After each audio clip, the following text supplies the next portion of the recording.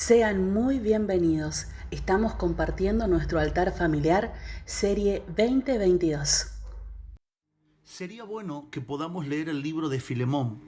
En algún momento de nuestro día podamos leerlo de manera completa. El libro de Filemón es medianamente corto, tiene tan solamente un capítulo y abarca más de 20 versículos. En el libro de Filemón, el apóstol Pablo le habla a este pastor, a este ministro del evangelio llamado Filemón, y le manda una carta, que es esta carta que estamos leyendo en formato libro en la Biblia. En esta carta, el apóstol Pablo le envía con un hombre llamado Onésimo.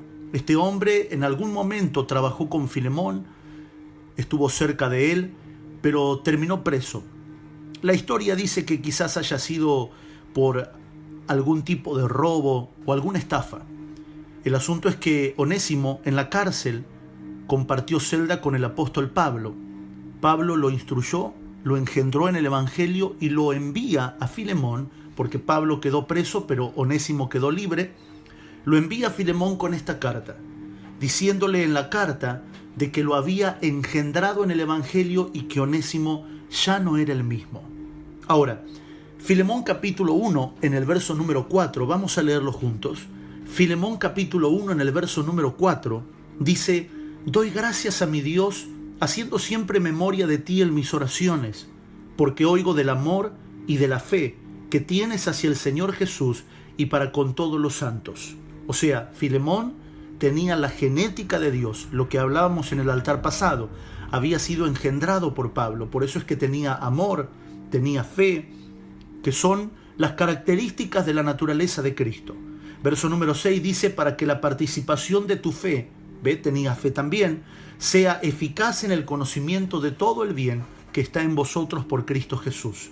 Pues tenemos gran gozo y consolación en tu amor por ti, oh hermano, han sido confortados los corazones de los santos. Por lo cual, aunque tengo mucha libertad en Cristo para mandarte lo que conviene, más bien te ruego por amor, siendo como soy, Pablo, ya anciano y ahora además prisionero de Jesucristo, te ruego por mi hijo Onésimo». ¿Por qué lo llama hijo Pablo? Si no era un discípulo directo, porque lo había engendrado. Es una manera de dar a entender de que la persona ya no tiene una naturaleza ajena, sino que es un hijo. Nosotros como padre le llamamos hijos a aquellos que dimos a luz junto con nuestras esposas. Dice: «a quien engendré en mis prisiones». Las preguntas a responder en este altar es: número 1, ¿cómo engendro el evangelio? Y número 2, ¿qué es engendrar? ¿Cómo se engendra el evangelio?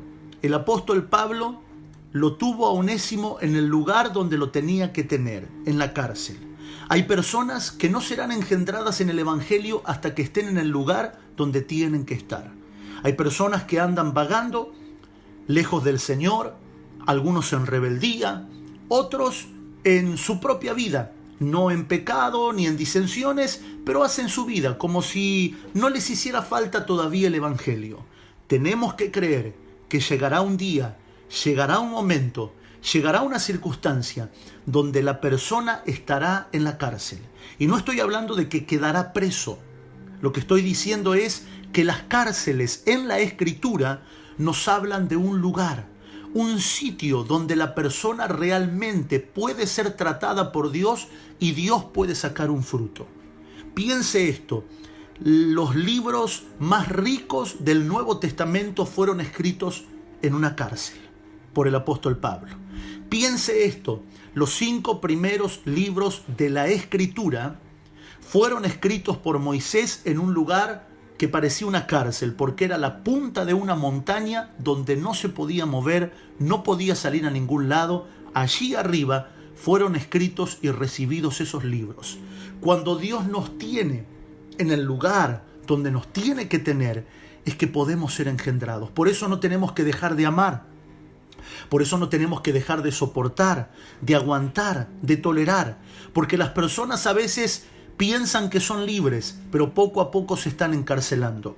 Y esas cárceles serán las plataformas que Dios dispensará para que los podamos engendrar.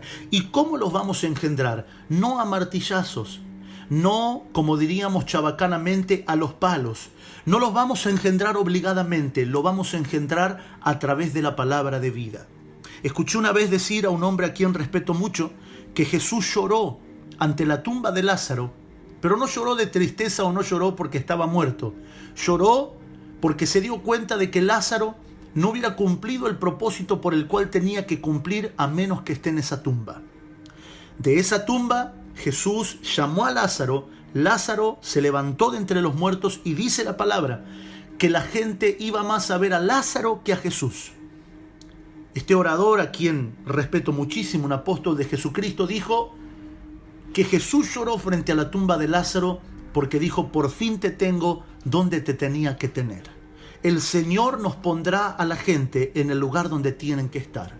Por eso debemos quitar de nosotros un espíritu condenador, un pensamiento de crítica, una actitud de desprecio. Hablamos el altar pasado de que la naturaleza de Cristo en nosotros es fe, la naturaleza de Cristo es esperanza, la naturaleza de Cristo es amor en nosotros. Si ese amor, si esa esperanza están en nosotros, las personas terminarán en la cárcel, pero en ese lugar será donde los vamos a engendrar para el Señor. ¿Y cómo los vamos a engendrar? Con la palabra de vida, con la palabra de amor.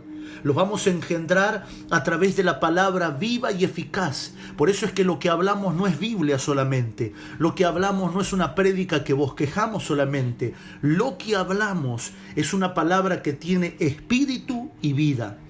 Pedro le dijo a Jesús: Señor, ¿a dónde iremos? Tú tienes palabras de vida.